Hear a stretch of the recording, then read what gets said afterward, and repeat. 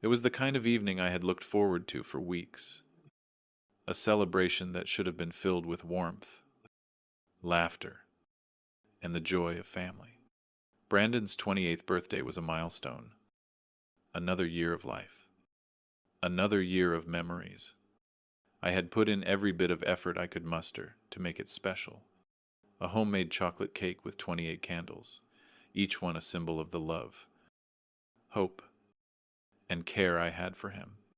And the gift, a vintage watch, wrapped carefully, a piece of my legacy, passed down from my own father.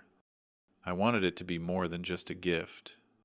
I wanted it to be a reminder of the support and the life I had built for him, the sacrifices I had made so he could have every opportunity.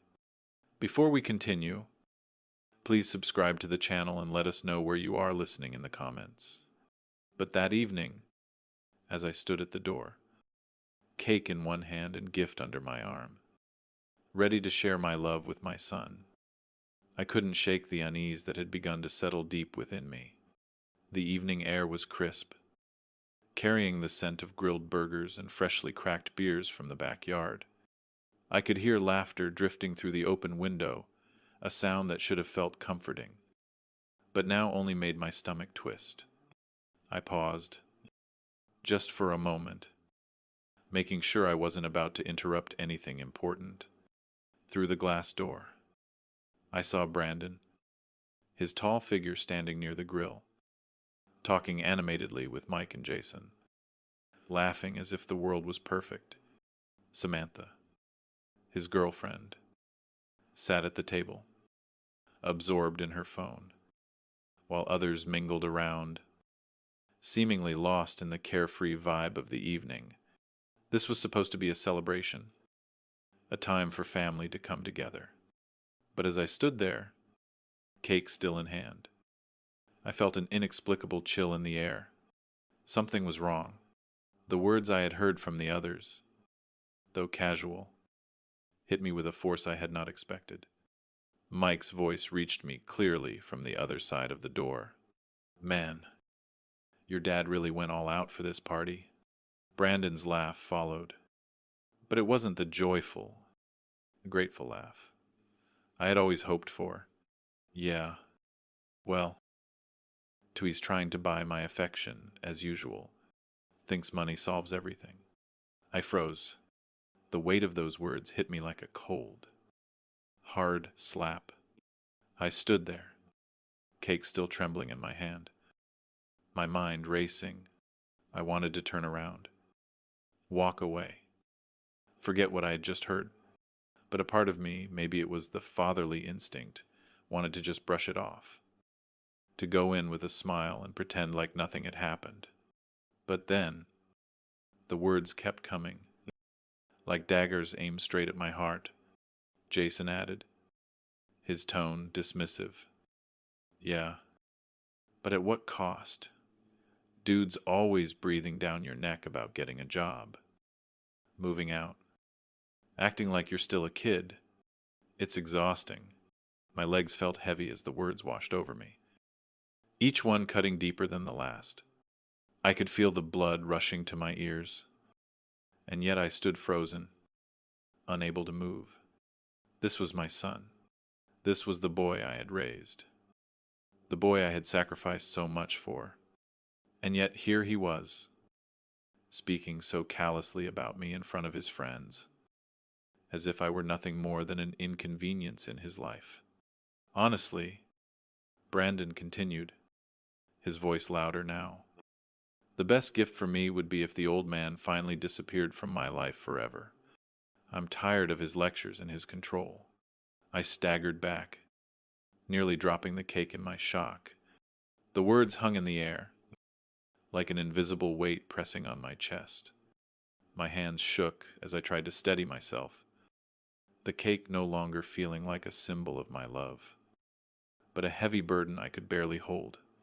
28 years, 28 birthdays, school projects, late night talks. Every moment I had spent building this life for him reduced to a single, heart-wrenching sentence. Casual cruelty. I had always tried to be there for Brandon, to guide him, to give him everything I could. I had tried to be the father he needed, the father he deserved. But all he could see, all he could feel, was that I was too controlling, too demanding. I wasn't a dad anymore. I was just a provider, a source of money, someone he could push around when it suited him. The anger and betrayal I felt swelled in my chest. I wanted to scream, to confront him right then and there. But I couldn't. I knew that if I went in there, if I faced him now, I would only be showing him just how much his words had cut me. I wasn't ready to give him that satisfaction.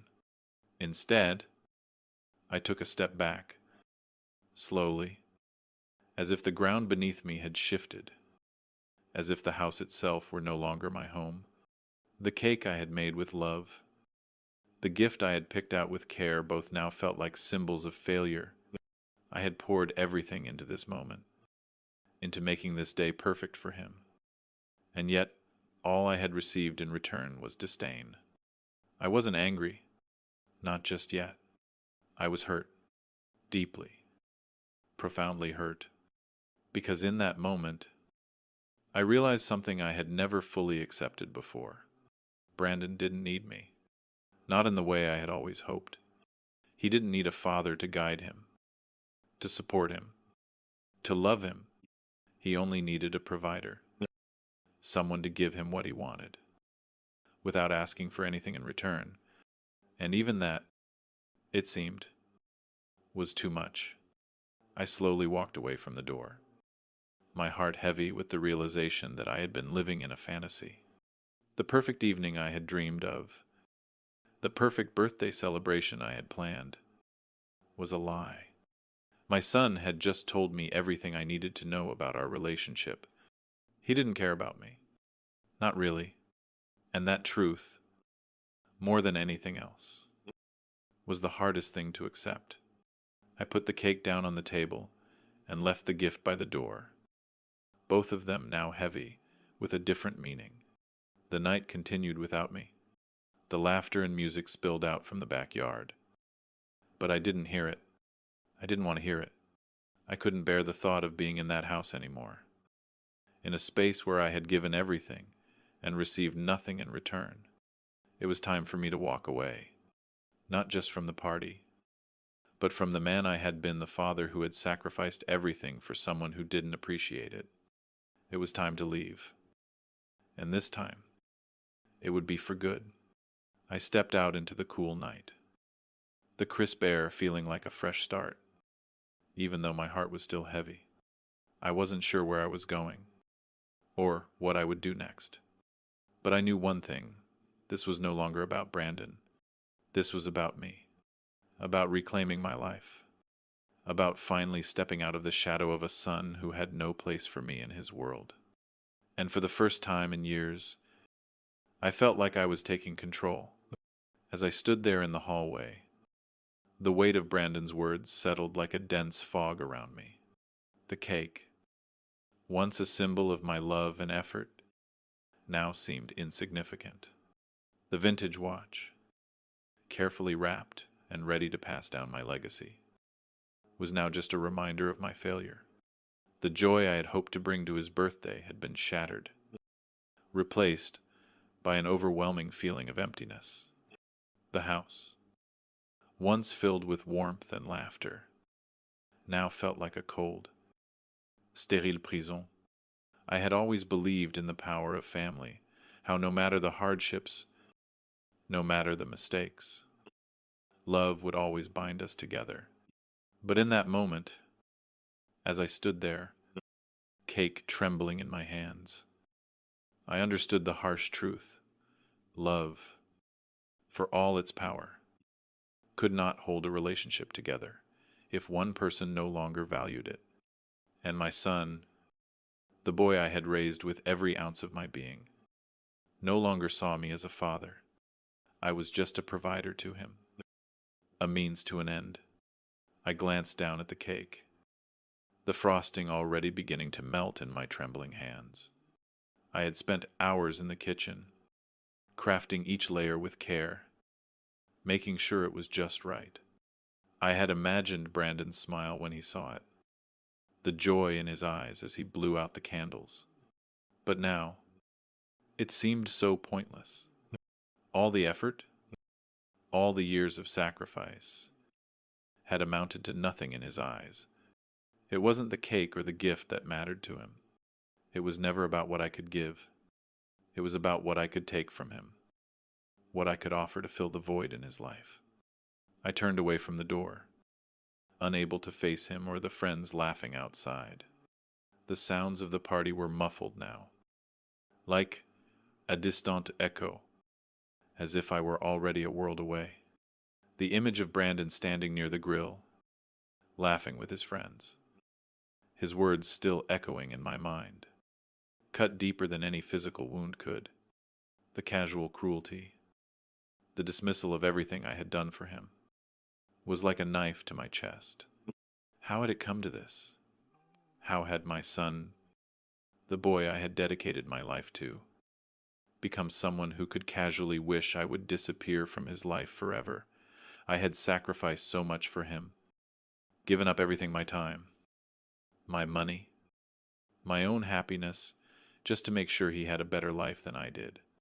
But now, all of that seemed meaningless. For a long time, I had tried to be the perfect father. I had believed that if I gave him everything, he would see how much I loved him. I had done everything in my power to guide him, to help him, to make sure he never felt alone. But I had never stopped to think about what he needed from me beyond the material things.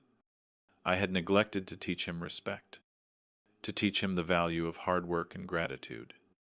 And now, as I stood in the hallway, staring at the cake I had made with so much love, I realized that I had failed him in ways I couldn't fix. I took a deep breath, steadying myself, but the pain was still raw. It wasn't just about the birthday. It wasn't just about a cake or a gift. It was about years of neglect, his neglect of me, and my neglect of what truly mattered. I had tried so hard to be everything for him, to be the father I never had, that I had forgotten to be a man who demanded respect in return. I had let myself be taken for granted, and in doing so, I had allowed Brandon to become someone who saw me not as a father, but as an obstacle to his freedom. I could still hear his voice in my head, those words cutting through me like a blade. The best gift for me would be if the old man finally disappeared from my life forever. Each time I replayed them, the sting only intensified. I had heard those words in passing before, in moments of frustration or rebellion, but I had never truly understood the depth of what they meant.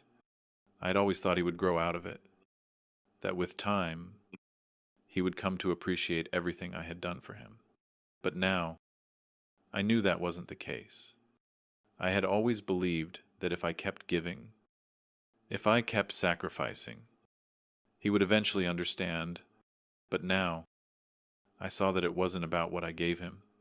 It was about the respect he had for me, and he had none left. For years, I had been there for him, through every crisis, every disappointment, every triumph.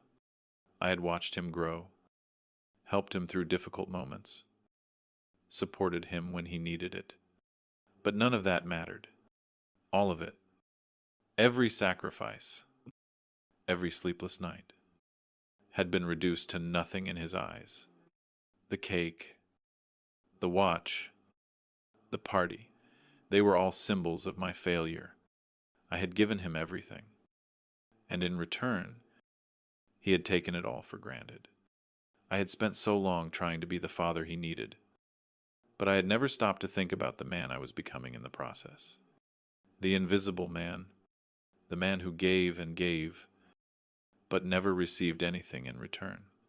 As I stood there, feeling the weight of those years, the weight of the decisions I had made, I knew I couldn't go back. I couldn't keep pretending that everything was fine. I couldn't keep sacrificing myself for someone who didn't even see me anymore. I had been invisible in his life for too long, and it was time to change that. The decision I made that night was not easy. I had given everything for him, and walking away felt like the hardest thing I had ever done. But as I stood in the hallway, staring at the melting cake, I realized that it was time for me to take control of my life again. It was time to stop being the invisible father, the one who always gave, always forgave, and always hoped for something in return. It was time for me to walk away, not from him. Not entirely, but from the version of me that had been so desperate for his approval, for his love. I placed the cake down on the table, leaving the gift by the door. The party continued without me. But something had shifted inside me. Something was different, and I wasn't going to be a part of it anymore. I stood there, cake abandoned on the table and gift left untouched by the door. The sounds of the party carried on around me. But inside, everything had shifted. The laughter, once comforting, now felt like an echo from a distant place. I no longer belonged. He had given so much, poured so much into this relationship. But in that moment, I felt completely erased. My existence reduced to nothing more than a source of frustration for the one person I had worked so hard to care for. I walked slowly toward the kitchen, each step heavy with the realization that something had irrevocably changed. It wasn't just the birthday or the party. It was everything that had led up to this moment. The years of providing for him, the sleepless nights, the constant worry, the sacrifices I had made to give him the life I had never had. It had all been reduced to the cruel words he had thrown at me with such ease. I had always prided myself on being there for Brandon. I had believed that if I kept giving, if I kept providing, he would see the love behind it. I had given him everything I thought he needed: support, guidance, opportunities, and I thought that eventually he would understand. But standing in that kitchen, with the weight of his words still ringing in my ears, I knew the truth. He didn't appreciate any of it. Not really. I leaned against the counter, staring at the empty space where I had spent so many hours preparing meals for him, watching him grow. This kitchen, this house, had been the heart of our family. It had been the place where I had tried to build something stable, something lasting. But now, it felt like a tomb, a place where memories were buried under the weight of his indifference. I had always believed that love could overcome anything, but I was wrong. The love I had given him, the love I had poured into every corner of our home, hadn't been enough. He had wanted more. He had wanted freedom from me, freedom from the very love and guidance I had tried to give. And the worst part, he had asked for it casually, as if my existence was nothing more than an inconvenience. The thought hit me like a wave. I had spent years, décades, giving everything I had to this boy, and now he wished I would disappear from his life. I had worked so hard to make him proud, to be the father I never had, to ensure he never felt the weight of the mistakes my own father had made. And now, Brandon, my son, had turned his back on me, had cast aside everything I had done for him. I could feel the anger rising in me. But it wasn't the kind of anger that comes from a momentary frustration. No, this was deeper. It was the anger of betrayal, of realizing that all those years of sacrifice had been for nothing. I had been the one to put everything on the line, to give him every opportunity, every advantage. And in return, I had received nothing but disdain. I knew, deep down, that I couldn't keep doing this. I couldn't keep sacrificing myself for someone who didn't even see me anymore. I had been his father, his provider, his support, but I had never been his equal, his partner, or even his friend. I had spent so many years trying to be everything he needed, but I had forgotten to be the person I needed to be for myself. For a moment, I thought about walking back into that party.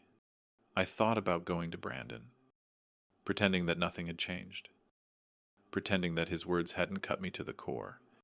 But I couldn't do it. I couldn't go back to being the invisible man in his life, the one who gave and gave without ever asking for anything in return. I looked around the kitchen, taking in the stillness, the emptiness, this place that had once been filled with the sounds of family, of laughter, of life, now felt hollow.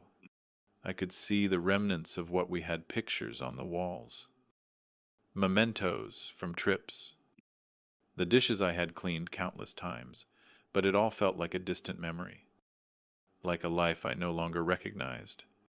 The anger was still there, bubbling beneath the surface. But now it was mixed with something else, something darker. A deep, painful realization that I had been living in a lie.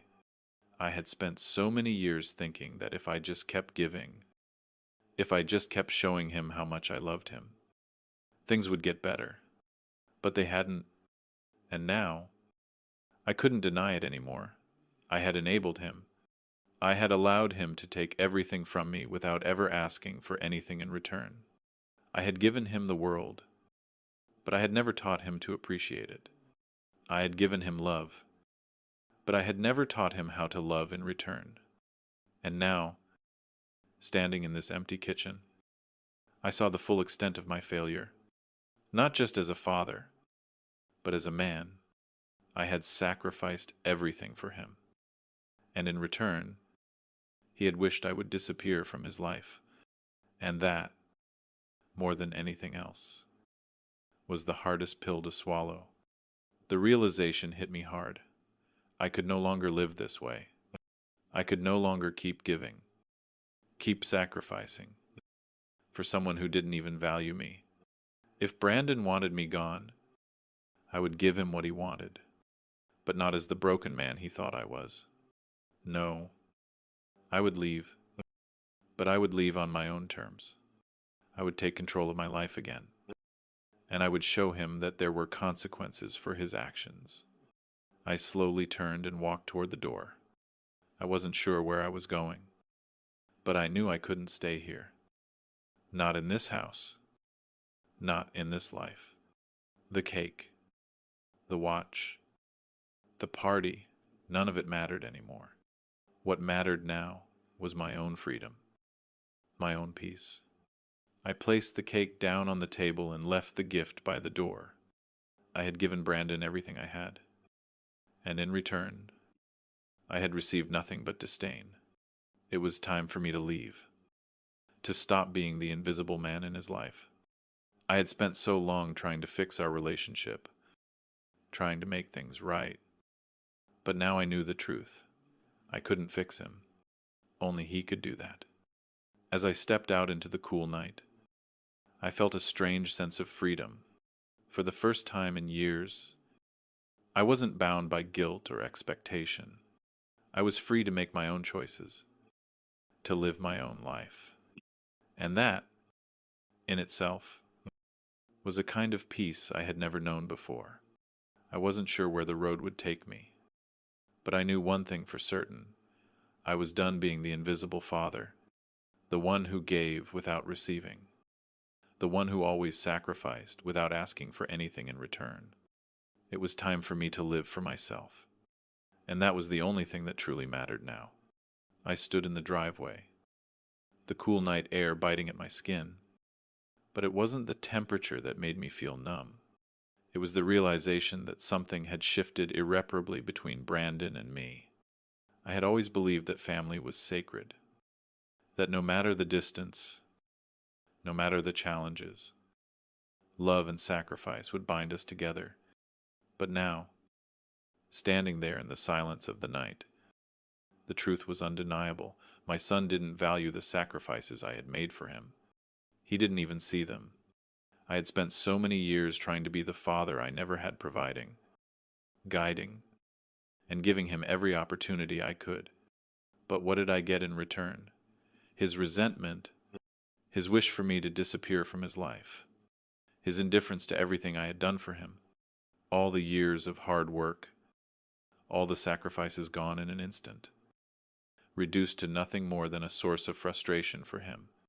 I had been the one who gave, who carried the weight of the family on my shoulders. And yet, in his eyes, I was just another obstacle in his life. I couldn't shake the feeling that I had failed. I had spent so much time trying to provide, trying to make things better for him, that I had forgotten to teach him the most important lessons of all: respect, gratitude, and the value of hard work. I had made myself invisible in his life, becoming nothing more than a source of provision without any emotional connection. It wasn't that I didn't love him, of course. I did, but love, I was starting to realize, was not enough. Without respect, without a foundation of mutual understanding, love could be taken for granted, and that's exactly what he had done. It wasn't just the birthday, or the words he had said. It was everything that led up to this moment.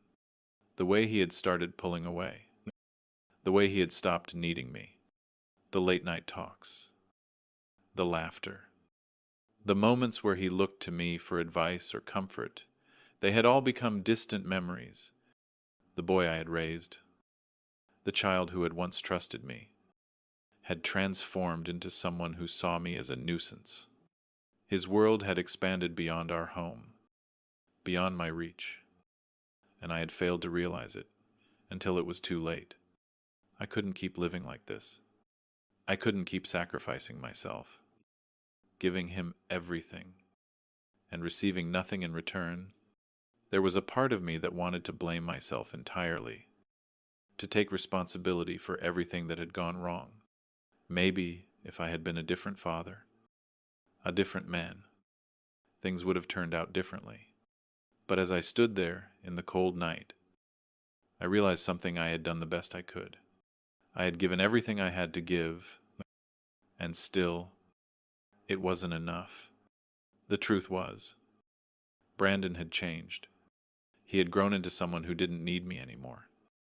Someone who resented me for the very things I had done to help him. I had spent so many years trying to be the father he wanted, but I had forgotten to be the father he needed.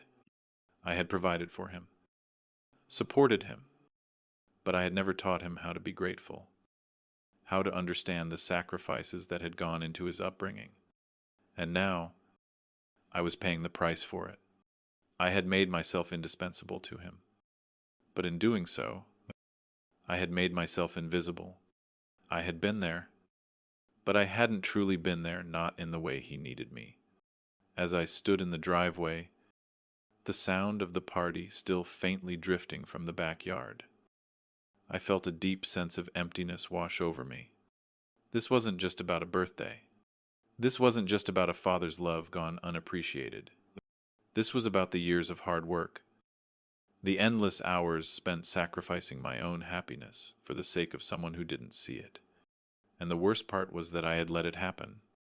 I had allowed myself to become a martyr, hoping that one day Brandon would realize what I had done for him. But he never did. And now, I was standing at the crossroads of my own life, forced to confront the truth. I couldn't keep living like this. I had to let go. I knew it wouldn't be easy. Letting go of the life I had built, the role I had played in his life. It felt like cutting away a part of myself, like abandoning everything I had worked so hard for. But as I stood there, in the quiet of the night, I realized that holding on would only cause more pain.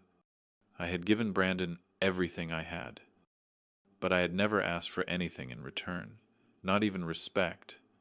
And now, it was time for me to stop, time for me to reclaim my own life, to stop being the invisible father who gave without receiving. I could have stayed.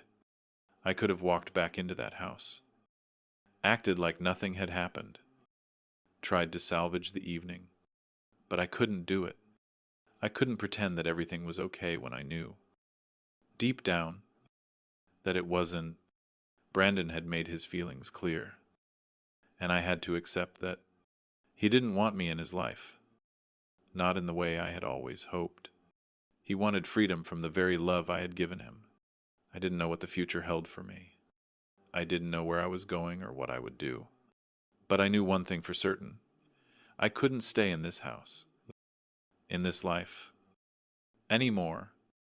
It was time for me to leave, to step away from the relationship that had become toxic, from the expectations that had weighed me down for so long. I had to let go of the dream I had held on to for so many years, the dream of a perfect family, of a son who would appreciate everything I had done for him. I turned away from the driveway, walking into the night. The cool air felt like a balm on my soul, like a fresh start, even though I was still carrying the weight of everything I had left behind. The cake, the watch, the years of sacrifice, they all felt like they had slipped through my fingers, like water in my hands. But as I walked, the weight on my chest lightened.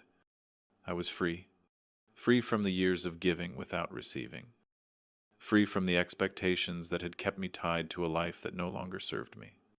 I didn't know what would come next, but for the first time in a long time, I felt like I had control of my own future, and that, for now, was enough.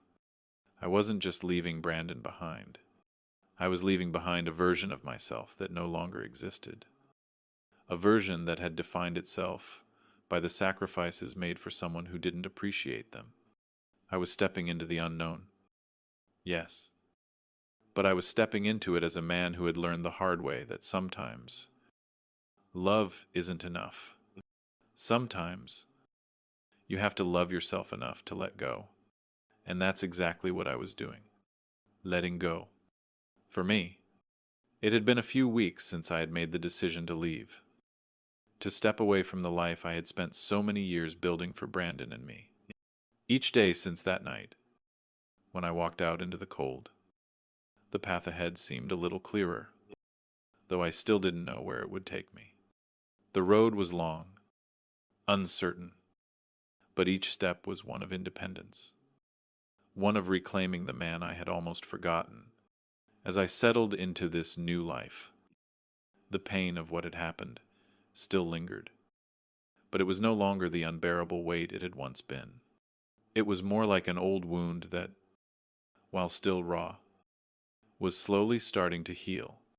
I began to realize that this wasn't just about leaving a house behind, or even leaving Brandon behind. It was about leaving behind a version of myself that had been defined solely by sacrifice and responsibility. I had spent so many years trying to make up for the mistakes of my past, trying to be the perfect father, the perfect provider. But now, standing in this new space, this space I was carving out for myself, I was beginning to feel a sense of freedom I hadn't known in years. It wasn't about the absence of pain or regret. It was about accepting that life wasn't always going to go the way I planned, and that sometimes letting go was the only way forward. I still couldn't shake the thought of Brandon. He had been the center of my world for so long, and now I was learning to live without him at the center. At first, it was hard.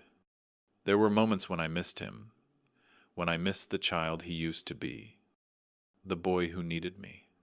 But those moments were becoming fewer and farther between.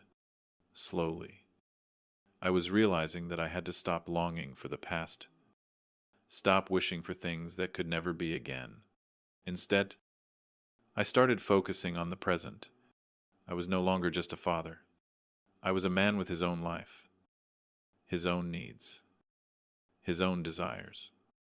I hadn't realized how much of myself I had lost in the process of being a father to Brandon. But now, in this new space, I began to rediscover parts of myself I had forgotten. I started doing things I hadn't done in years. I took long walks in the morning, just for the pleasure of being outside, of breathing in the fresh air, of taking time for myself. I started painting again, something I had once enjoyed, but had put aside in the rush of daily life. I found joy in the little things, reading a good book, sipping coffee in the quiet of the morning, meeting up with old friends who had always been there but whom I had neglected in the years I had devoted to Brandon. There was something cathartic about this newfound solitude. It wasn't loneliness. It was a deep, quiet peace that I hadn't felt in years. It wasn't the kind of peace that came from avoiding difficult emotions, but the kind that came from facing them head on, accepting them, and moving forward. I had spent so many years trying to fix things that were broken, trying to repair a relationship that had become unfixable. But now, I was starting to understand something important. I didn't need to fix everything. I didn't need to hold on to the past. The only thing I needed to fix was myself. The days blurred together as I began to settle into this new rhythm. I spent less time thinking about Brandon, and more time thinking about what I wanted from my life. For the first time in a long time, I felt like I was finally living for myself. I was no longer driven by the need to prove something to Brandon, or to anyone else. I was free to be myself, to make my own choices, to shape my own future. But even as I embraced this freedom, there were moments of doubt. There were nights when I couldn't help but wonder if I had done the right thing. Could I have fixed things with Brandon? Could I have done something differently? Something that would have made him see how much I loved him. There were times when I questioned whether I had made a mistake, whether leaving was the right choice. But every time those doubts crept in, I reminded myself of the truth. I had given everything I could. I had sacrificed my own happiness, my own needs, for the sake of someone who didn't appreciate it.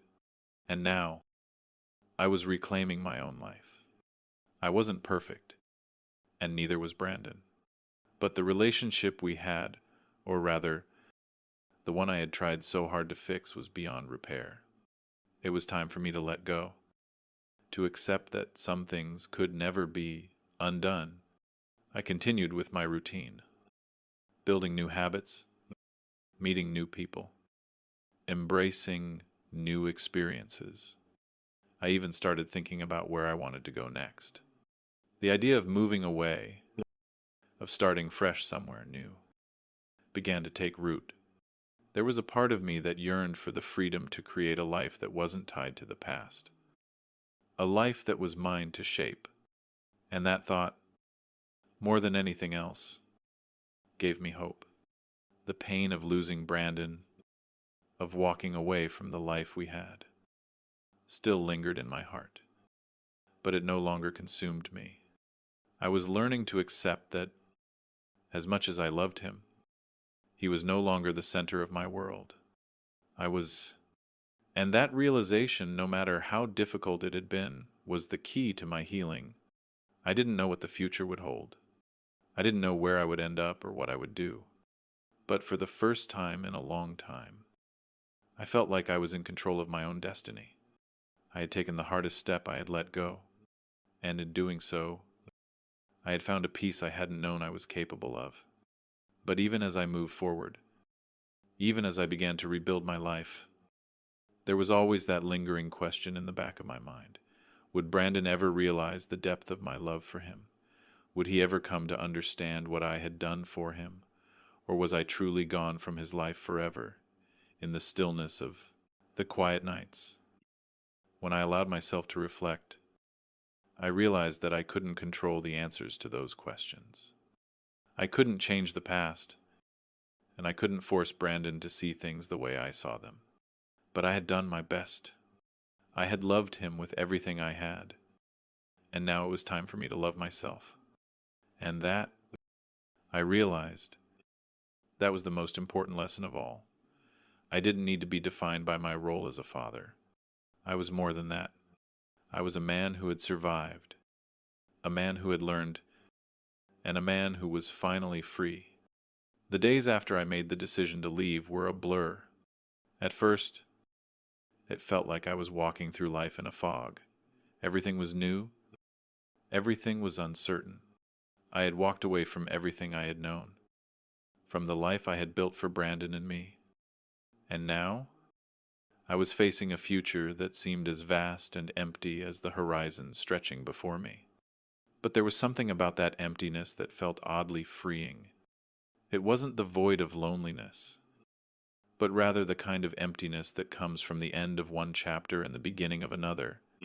I had spent so many years focused on Brandon, on our relationship, on making things work between us. But now, for the first time in a long time, I was focused on myself. I didn't have the answers, and I didn't know where I was going. But I realized something important I didn't need to know. For the first time in years, I didn't need a plan. I didn't need to have everything figured out. All I needed was the freedom to explore, to rediscover myself, and to figure out what I wanted from life.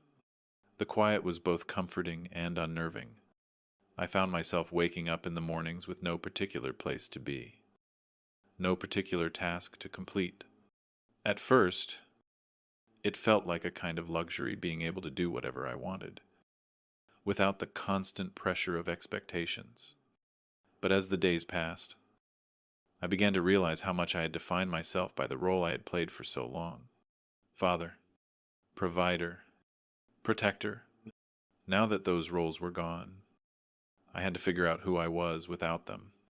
I spent a lot of time thinking about my past, about the choices I had made, and about the life I had left behind. I thought about Brandon. Of course, how could I not? But I also began to think about myself. I thought about the man I had been before I became a father, to the man I had pushed aside in favor of becoming the best possible parent I could be. I thought about the passions and dreams I had abandoned, the parts of myself that had been neglected in the pursuit of fatherhood. I realized that I had spent so many years making sacrifices for Brandon's future that I had forgotten to think about my own. I had given up things I loved, things I was passionate about, to provide for him and to be the father I thought he needed. But now, with that chapter behind me, I was left with a question. What did I want? What did I need? I spent time doing small things that I had neglected for years. I reconnected with old friends, people I had pushed aside in the whirlwind of fatherhood. I started reading again, losing myself in books I had once loved but hadn't picked up in years. I went for walks, simply enjoying the peace of being outside, away from the chaos of my old life. It wasn't much, but it was something. It was a start. One afternoon, I found myself sitting at a cafe, just watching the world go by. It was a quiet place, a corner cafe I had passed by many times but never had the chance to stop in. As I sipped my coffee, I thought about all the things I had given up over the years, not just material things, but pieces of myself. I had lost sight of who I was, of what I loved, of the things that made me feel alive. And in that moment, I realized something crucial. I was not the sum of my sacrifices. I was more than the role I had played. I was still me, and I could still find joy in the small things. I thought about leaving the past behind, about walking away from everything that had hurt me.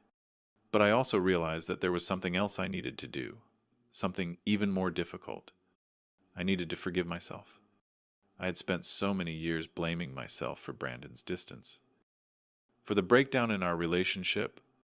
I had carried the burden of his resentment on my shoulders, believing that if I had done things differently, things would have turned out better.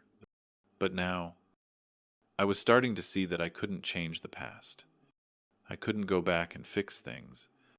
All I could do was move forward. And moving forward meant letting go of the guilt that had held me hostage for so long. It meant accepting that I had done my best, that I had given everything I could, and that sometimes, despite all our efforts, Things just don't turn out the way we hope. Moving forward meant accepting the reality of my relationship with Brandon and finding peace with it, even if that peace was still a long way off. I began to think about what it would take for me to truly heal. I knew that I couldn't keep looking back at the past. I couldn't keep rehashing the same old arguments in my head. I had to let go of the resentment, the anger, the frustration that had built up over the years. I had to let go of the idea that I could fix things, that I could change Brandon's mind, that I could make everything right. What I needed now was to focus on myself. I needed to rediscover my own passions, my own desires, my own dreams. I needed to figure out who I was without the label of father, without the role I had played for so long. I wasn't just a father. I was a man, and it was time for me to reclaim that part of myself. I spent the next few weeks doing just that, focusing on me. I started taking classes on subjects that interested me, things I had always wanted to learn but never had the time for. I took up painting again, letting the colors and the brush strokes fill the void inside me. I traveled, taking weekend trips to places I had always wanted to visit. It wasn't about escaping my past. It was about creating a new future. As the days passed, I began to feel a sense of peace that had eluded me for so long. I was still grieving the loss of the relationship with my son, but I was learning to accept it. I was learning to accept myself, to accept the mistakes I had made, and to move forward with the knowledge that I could still build a meaningful life for myself. I didn't know what the future held, but I was no longer afraid of it. The unknown no longer felt like a threat, it felt like an opportunity. I was no longer defined by my role as a father. I was defined by who I was, by what I chose to do with my life from here on out. And in that moment, sitting alone in a quiet cafe, I realized something that brought me peace. I had not failed. I had simply reached the end of one chapter and the beginning of another. I was free to write the next part of my story. And this time, I was writing it for myself. The weeks that followed my decision to leave were like stepping into a world where everything was new yet strangely familiar.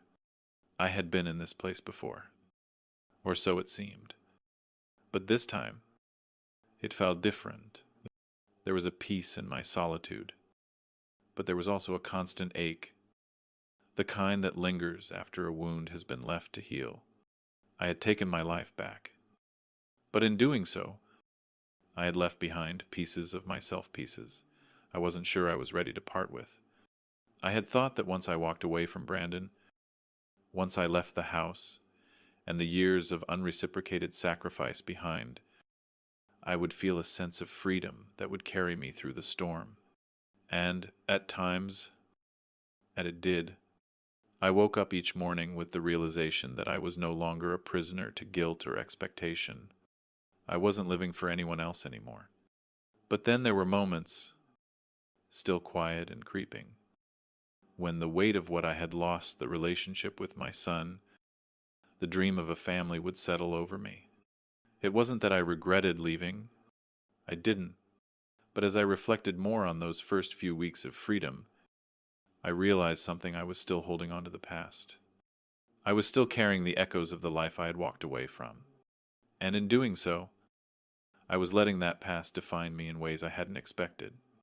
I thought that by walking away, by cutting ties, I would be able to leave the pain behind. But it wasn't that easy. One evening, as I sat in my small apartment, alone with my thoughts, the phone rang. The sudden sound sliced through the stillness of the room. And for a moment, I hesitated. I didn't know who it was. I wasn't expecting anyone. I picked it up, my heart racing for reasons I couldn't quite explain. It was a number I didn't recognize, but there was something familiar about it, the way my chest tightened as I listened to the ringing, the way my pulse quickened, and then the voice on the other end. Brandon. Dad. It's me, Brandon. The words were simple, but they hit me like a wave. A flood of emotions rushed through me. And for a moment, I couldn't speak. It had been weeks, weeks since I had walked away. And I hadn't heard from him since. No messages. No apologies. No acknowledgement of the decision I had made to step out of his life. And now, here he was, calling me, as if nothing had happened. "Brandon," I said, my voice quiet. "I didn't expect to hear from you." He paused, and I could hear him shifting on the other end. The familiar hesitance in his voice made my heart ache. "Yeah, I know. I've been thinking a lot," he said, his words slow, measured. I've been wanting to talk to you about everything." I didn't know what to say. What was there left to say? I had walked away for a reason. I had left because I couldn't keep being the father who gave without receiving anything in return. And yet, here he was, asking to talk. "I don't know if we can fix things." "Dad," he continued, his voice shaky, "but I think I need to apologize. I think I owe you that much." I let his words sink in, feeling the weight of them in my chest. It wasn't the grand apology I had hoped for. It wasn't the acknowledgement of everything I had done for him, of the years of sacrifice. But it was something. It was a start.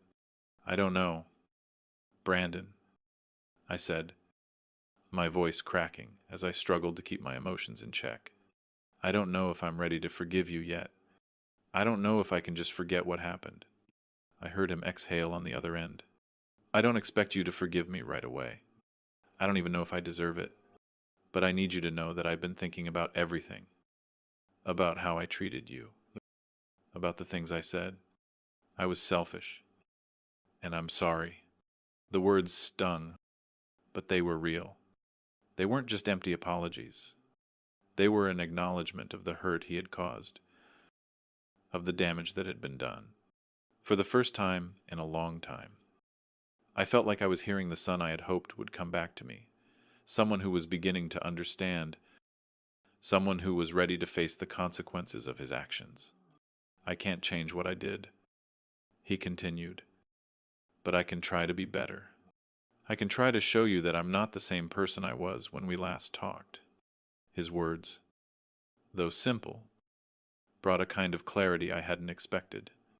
I had spent so long holding on to my pain, to the bitterness of his rejection, that I hadn't allowed myself the chance to consider the possibility of change.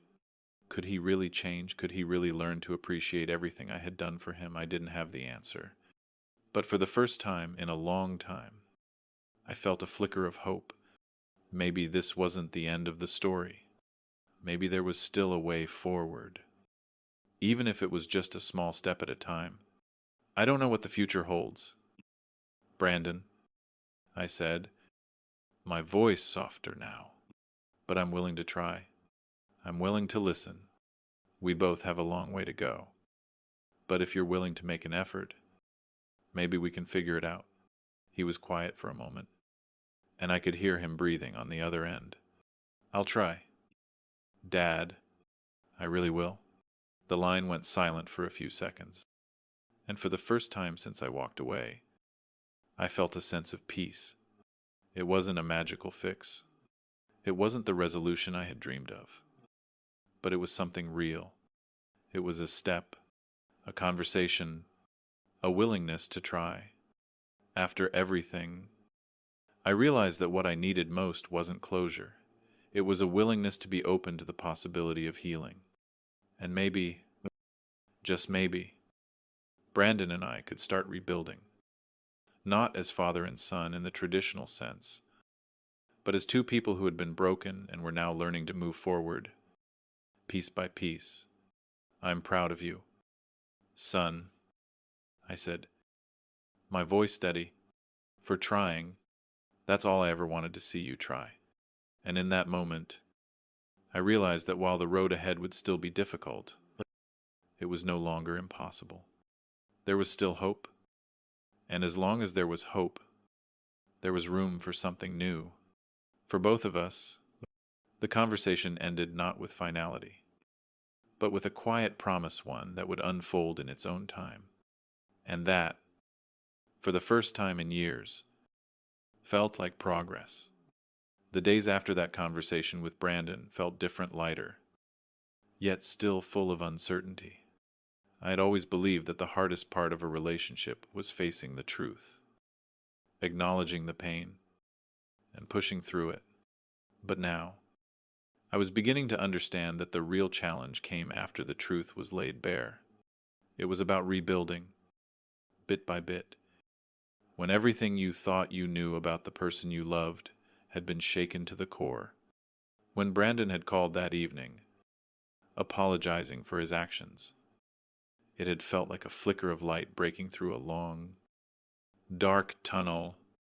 It wasn't the grand, sweeping apology I had hoped for all these years, but it was something real, something tangible. It was a recognition of what he had done and, more importantly, a willingness to change. For the first time in a long time, I saw the man he was becoming, not perfect, but genuine, and that was enough to give me hope. But hope, I was learning, was a delicate thing. It wasn't about rushing to fix everything or expecting everything to fall into place at once. It was about taking small steps, learning how to walk together again. Even if those steps felt tentative and unsure, I couldn't rush him, and I couldn't rush myself. Rebuilding trust, rebuilding a relationship, takes time. And I had to remember that over the next few weeks, I found myself thinking more and more about what I wanted. What did I want for myself? For my future, I had spent so many years defining myself by my role as a father that I had forgotten what it meant to simply be me.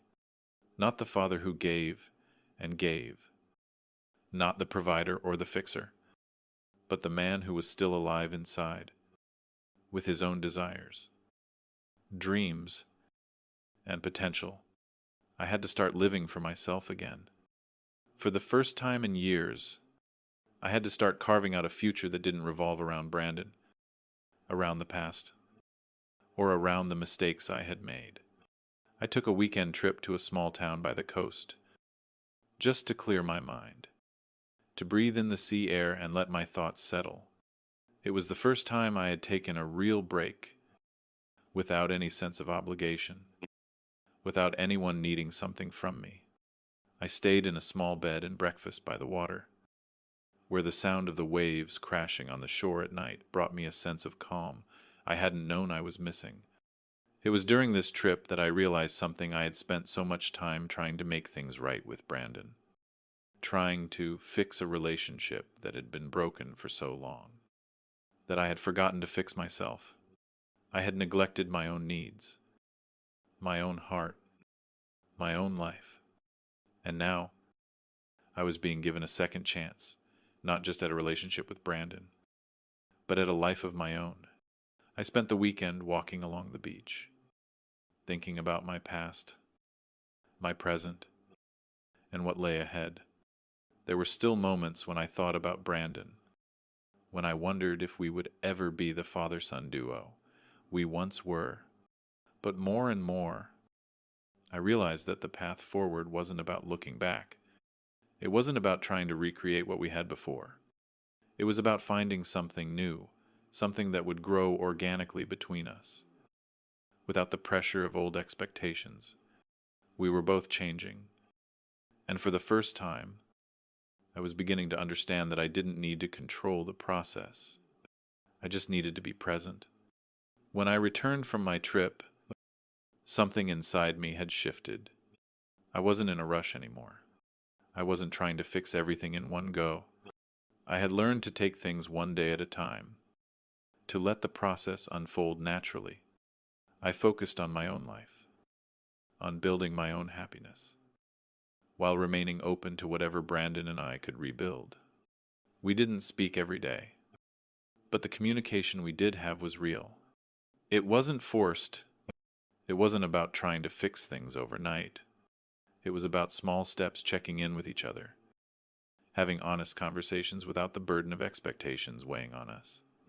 Slowly, our relationship began to feel less like a string of obligations and more like two people trying to meet each other halfway. It wasn't perfect. It wasn't smooth. But it was progress. Then one afternoon, about a month after our conversation, I got a message from Brandon. It was short, just a few lines, but it was enough to make my heart skip. Dad, I've been thinking, I want to do something for you. I know I can't make up for everything, but I want to take you out for dinner, or whatever you want. Just us.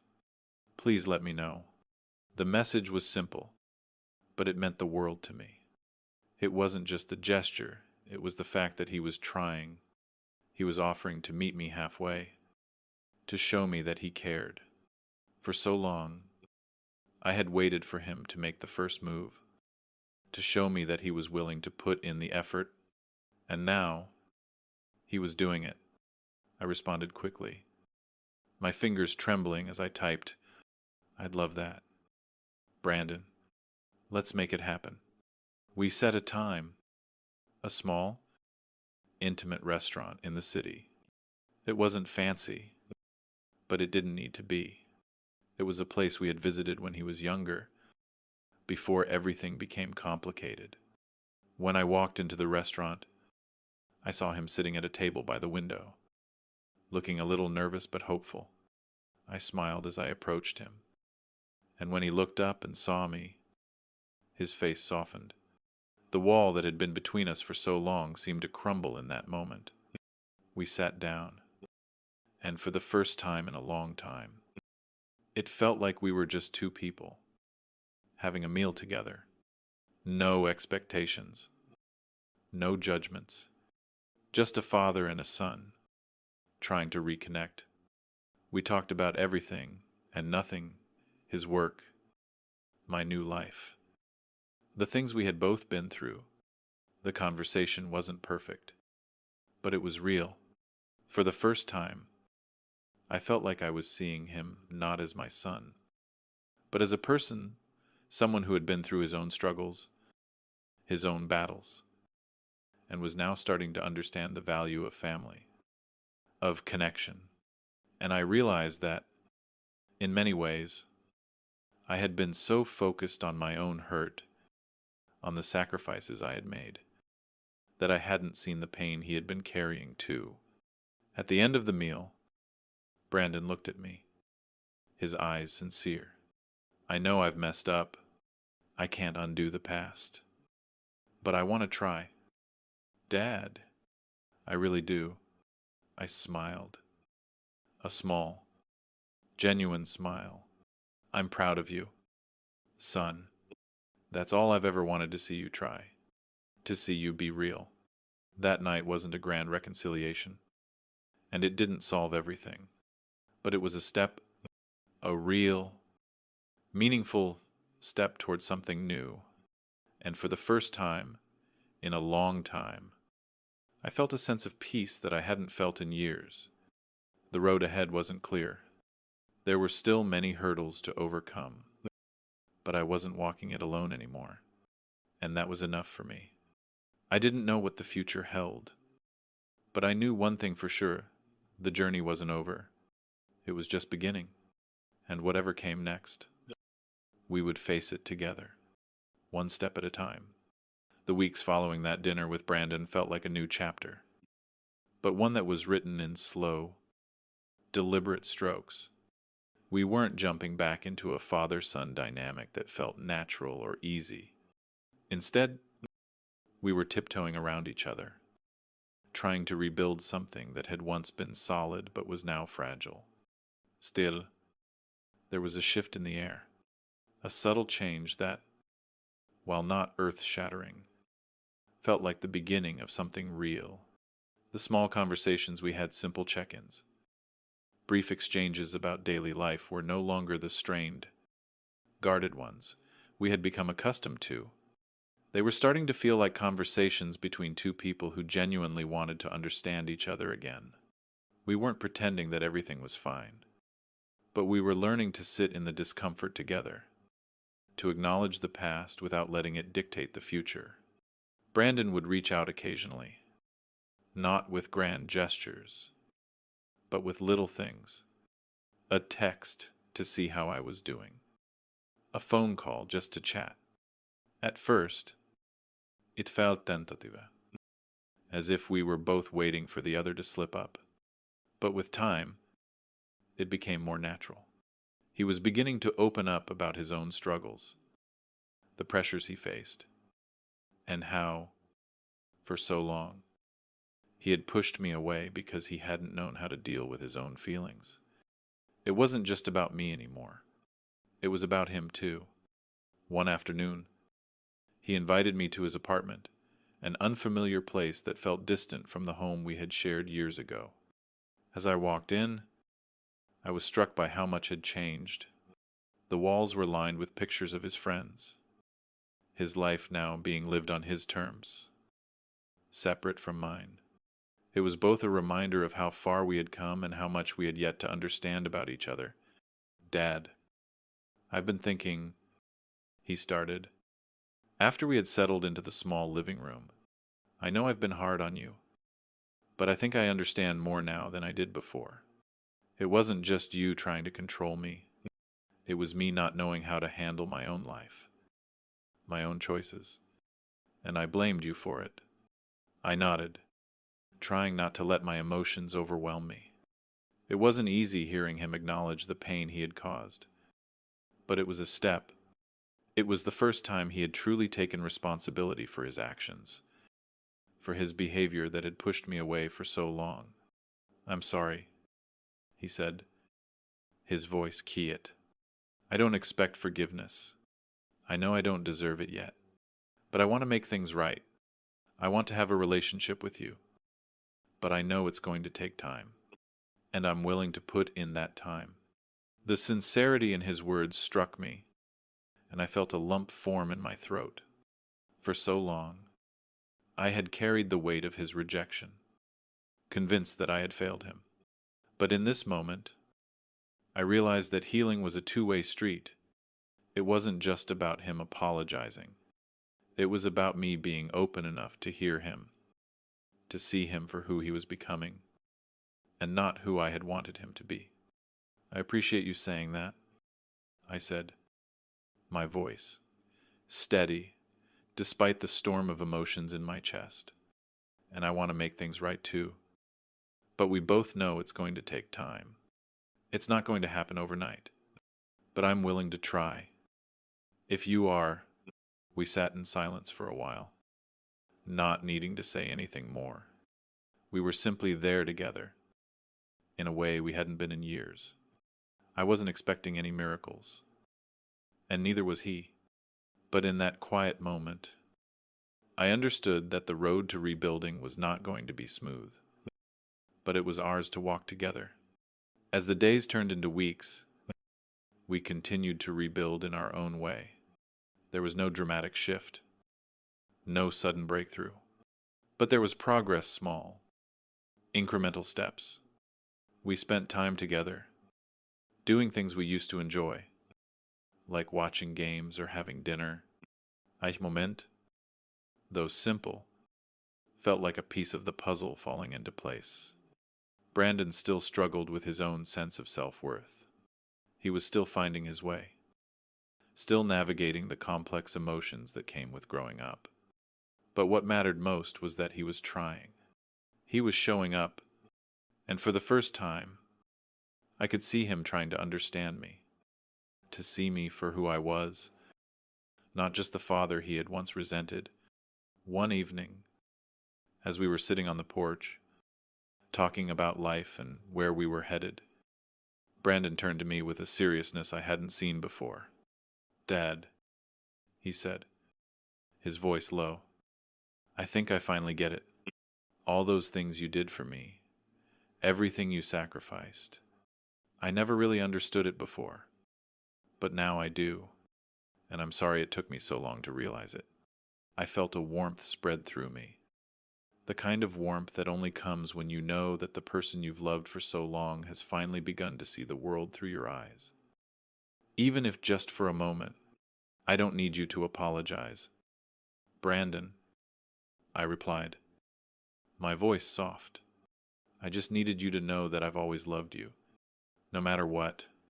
And in that moment, I realized something important. Forgiveness wasn't about forgetting the past or pretending it didn't happen. It was about acknowledging the hurt, the mistakes, and then choosing to move forward, not because it was easy, but because it was necessary.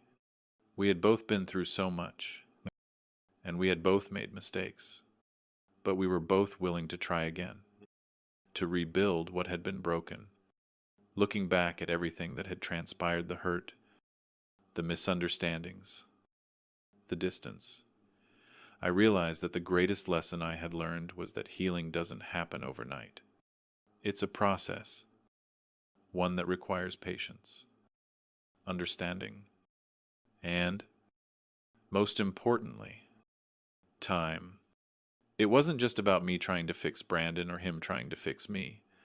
It was about us working together to rebuild what we had lost, step by step, with each of us contributing to the healing in our own way. The road ahead was still uncertain, and there would be moments of doubt and pain. But for the first time in a long time, I felt like I could breathe. I had learned to let go of the past, to accept the mistakes we had both made, and to move forward, not just as father and son, but as two people who had learned the value of love, sacrifice, and, above all, forgiveness. The lesson, in the end, that was simple but profound. Love isn't about perfection. It's about showing up, being real, and doing the work, even when it feels like it's too much. Love is patient. Love is forgiving. And, most of all, love is about being willing to try, again and again, even when the road ahead is uncertain. And that, I realized, was enough. If you like this story, please like this video, subscribe to the channel, and share your impressions of this story in the comments. To listen to the next story, click on the box on the left. Thank you for watching.